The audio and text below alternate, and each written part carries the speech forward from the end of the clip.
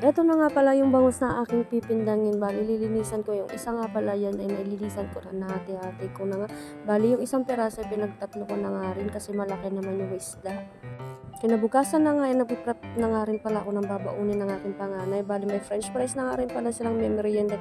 At sabi kasi ng aking bunso hindi na daw siya magbabaon ng pera. Bali french fries na lang nga daw yung kanyang babaunin. Tapos yan, habang ako ay nagpe-prepare ng kanilang babaunin, ay nagprito na nga rin pala ako ng bangus, yung ginawa ko palang pindang. At habang inaantay ko nga maluto yung piniprito kong bangus, ay ayan naman, ilalagay ko na nga rin pala ito sa mga baunan. At habang ako ay nagpe-prepare, ayan, nagkakapay na nga rin pala ako kasi madaling araw na nga itong mga oras na nga ito. At ayan na nga pala, bali, 2 piraso na nga lang pala yung aking piprito.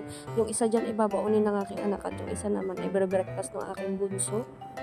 At pagkatapos ko na nga maprito yung kanilang breakfast, at ayan na nga, pinapakain ko na nga silang dalawa. Bali may prito nga rin palang itlog dyan dahil paborito nga namin lahat ng itlog. Habang kumakain nga itong aking bunso ay naliligo na nga rin ng kanyang ate para naman mamay pagkatapos mamaya na siya naman yung kakain.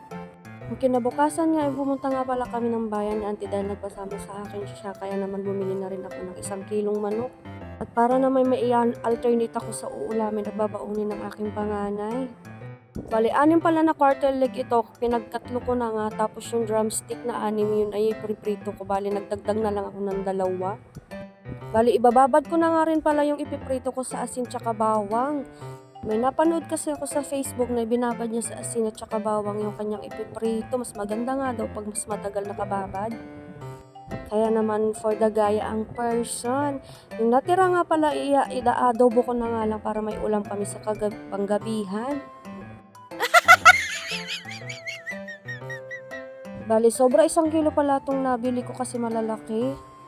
Naalala ko na nga pala, na-try ko na nga pala itong magbabad ng asin tsaka bawang. Mas juicy nga pala pag prito. Kaya ginaya, tinulit ko na ulit. Pagkatapos ko nga pala yan magbabad, ay ayan, sinimulan ko na nga rin mag-adobo. Bali, nagpainit pala ako ng kaserola dyan at mantika. At nilagay ko na nga rin pala yung hiniwa kong bawang, sibuyas at luya. Bali, pinagsabay-sabay ko na nga igisa yung bawang, sibuyas at luya para naman magsabay-sabay silang maluto at pare-pare silang lumabas yung aroma. Nung lumabas na nga yung aroma ng ating ginisang bawang, sibuyas at luya, ay sinunod ko na nga ilagay yung manok.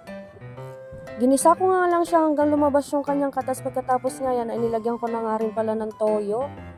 Bali, nilagyan ko na lang rin pa ng palasa at nilagyan ko na nga rin pala ng dahong laurel. Nilagyan ko nga rin pala yan ng paminta. Tapos nung betchin, tapos dinagdagan ko nga rin pala yan ng toyo kasi kulang pa nga yung toyo. Dahil gusto na nga ng mga anak ko ng sabaw ng adobo, ay dinagdagan ko nga rin pala ng tubig para yun na rin ang pangluto natin sa ating adobo. At pagkatapos nga ng ilang minutong pagpapakulo, ay lalagyan nga rin pala ng 3 bloke na asukal para naman bumalanse yung lasa ng ating inaadobong manok. At tapos imekos-mekos natin yan hanggang matunaw yung ating asukal na nilagay. Minekos-mekos ko na nga lang yan lahat para naman magpantay-pantay yung kulay ng ating manok. At nung medyo kumunti na nga yung sabaw ng ating inadobo, minekos-mekos ko matapos nilagyan ko ulit at dinagdagan ko nga rin pala ulit ng tubig at hindi ko na nga rin na-videohan. At dahil nga nakukulangan pa ako sa luto ng manok, ay dinagdagan pa natin ng konting tubig. Bali, tansya-tansya na lang yung ating paglalagay para hindi naman masyadong masabaw ang ating adobo. Yung tamang katamtaman lang. At pagkatapos yung lalagyan na nga natin ng konting suka. Konting kulo-kulo na nga lang ay pwede na at luto na ang ating adobong manok. O siya, hanggang dito na lang ulit ang ating video. Salamat sa panonood. Bye!